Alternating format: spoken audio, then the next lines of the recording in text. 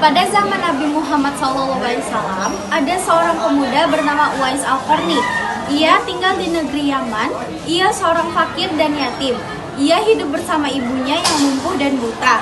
Al-Qarni bekerja sebagai pengembala domba dan hasil usahanya hanya cukup untuk makan ibunya. Bila ada kelebihan, terkadang ia pergunakan untuk membantu tetangganya yang hidup miskin. Al-Qarni juga memiliki penyakit sopak. Tubuhnya belang-belang. Walaupun cacat, ia adalah pemuda yang soleh dan sangat berbakti kepada ibunya. Ibunya adalah wanita tua yang lumpuh. Uwais senantiasa merawat dan memenuhi semua permintaan ibunya. Tapi, hanya satu permintaan yang sulit ia kabulkan. Mungkin ibu tak lama lagi akan bersama dengan ikhtiarkan agar bisa mengerjakan haji.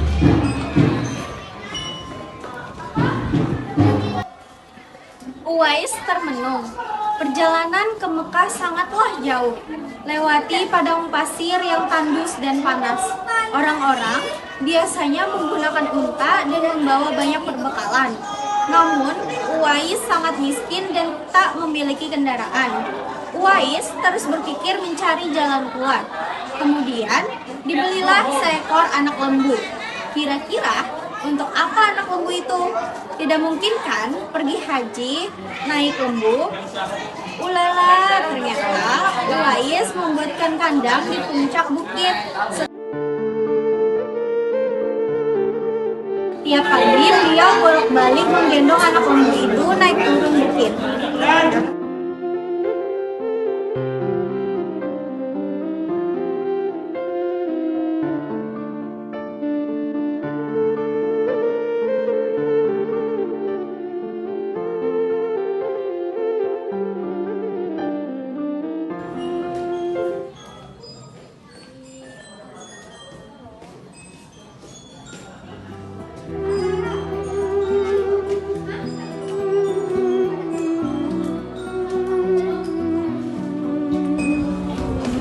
Gila, Uwais gila. Gila ya.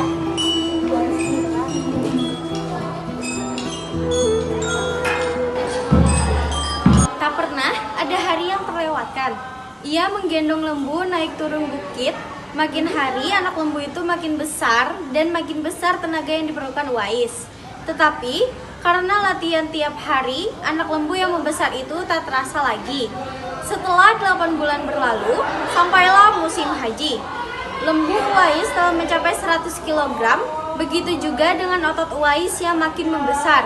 Ia menjadi kuat mengangkat barang. Tahulah sekarang orang-orang apa maksud Uwais menggendong lembu setiap hari. Ternyata ia latihan untuk menggendong ibunya Uwais berjalan kaki dari Yaman ke Mekah.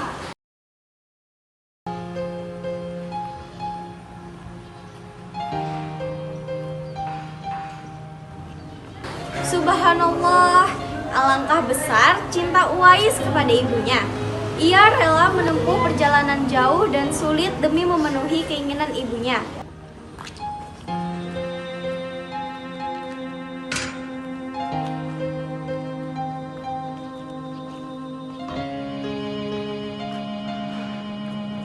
Uwais berjalan tegap menggendong ibunya tawaf di Ka'bah.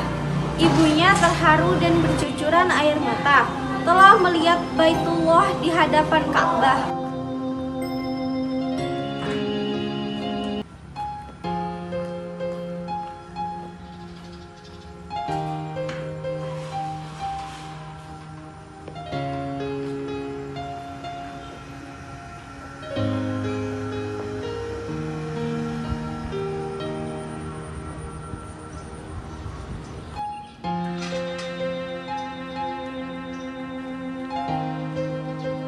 Ibu dan anak itu pun berdoa. Ya Allah, ampuni dosa ibu.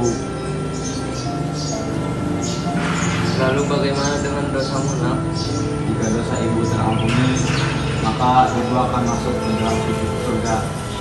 Cukuplah dengan ridho ibu yang akan membuatku masuk ke dalam surga.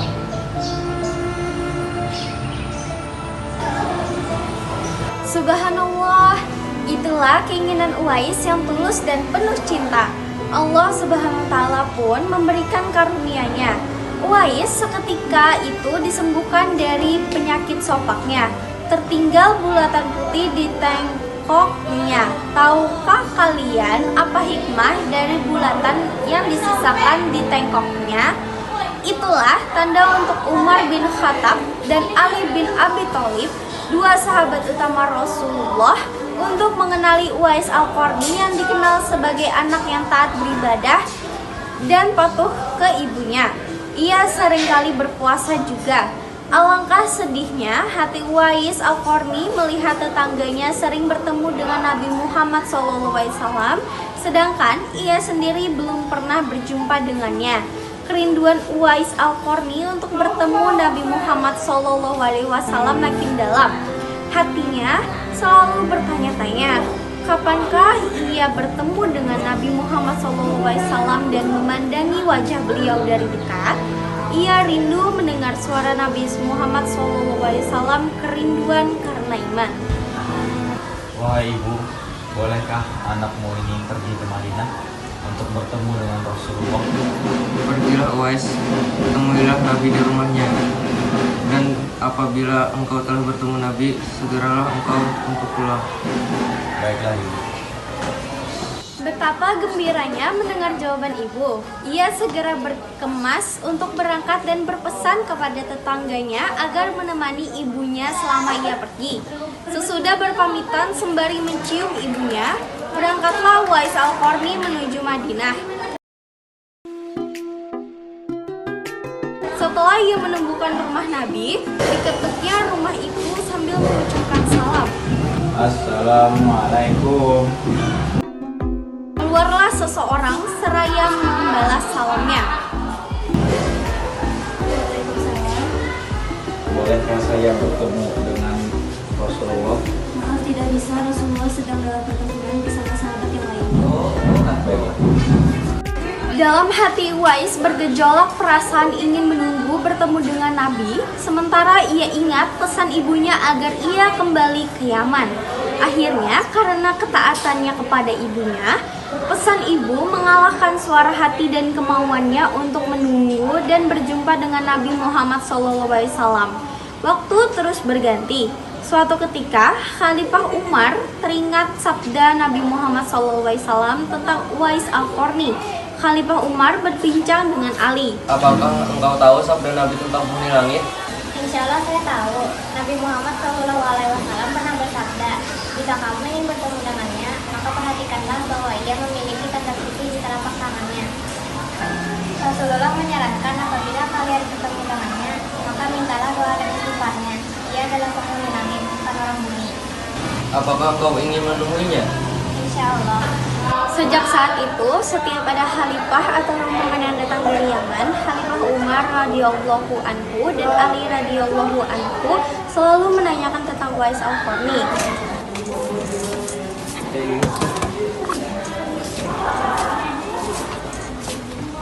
Assalamualaikum. Waalaikumsalam. Wahai orang Yaman, apakah di dalam rombongan kalian ada yang bernama Uwais Al-Qarni? Tidak ada. Maaf Khalifah, tidak ada yang bernama Uwais Al-Qarni di sini. Suatu hari, rombongan Yaman datang ke Madinah. Seperti biasa, Khalifah Umar dan Ali menanyakan apakah ada Uwais Al-Qarni dalam rombongan. Ternyata saat itu salah satu orang yang berada di rombongan mengetahui keberadaan Uwais Al-Qarni.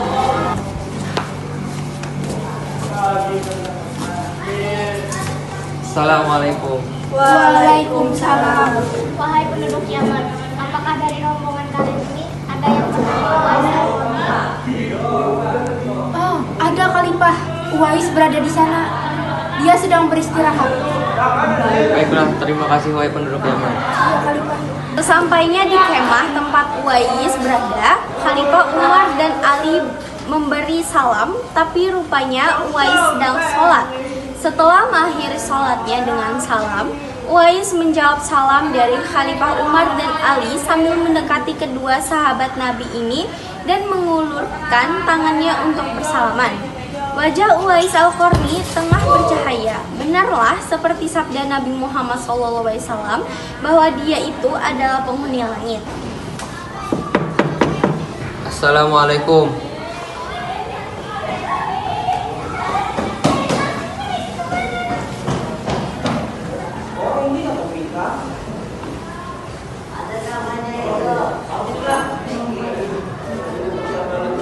Waalaikumsalam.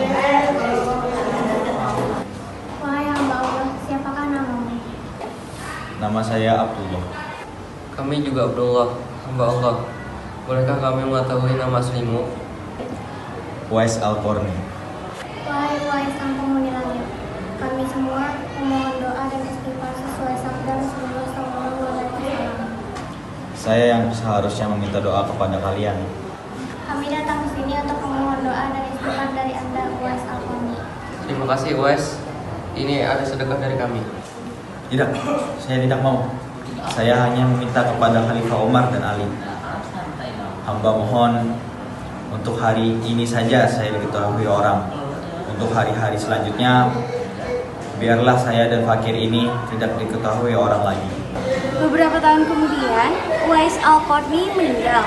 Anehnya, pada saat akan dimandikan, tiba-tiba sudah banyak orang yang berebut untuk memandikannya. Saat mau dikafani, di sana pun sudah ada orang-orang yang menunggu untuk mengkafaninya. Saat mau dikubur, sudah banyak orang yang siap menggali kuburannya. Ketika Uwais dibawa menuju perkuburan, luar biasa banyaknya orang yang berebutan untuk mengusungnya. Siapa sebenarnya engkau, hai Uwais Al-Qarni? Bukankah Uwais yang kita kenal hanyalah seorang fakir yang tidak memiliki apa-apa, yang kerjanya sehari-hari hanya mengembala domba dan unta? Tapi pada hari wafatmu, engkau menggemparkan seluruh penduduk Yaman dengan hadirnya manusia-manusia asing yang tak pernah aku kenal sebelumnya. Mereka datang dengan banyak. Agapnya mereka adalah para malaikat dan diturunkan ke bumi untuk mengurus kematian dan pemakamanmu, hai Uwais.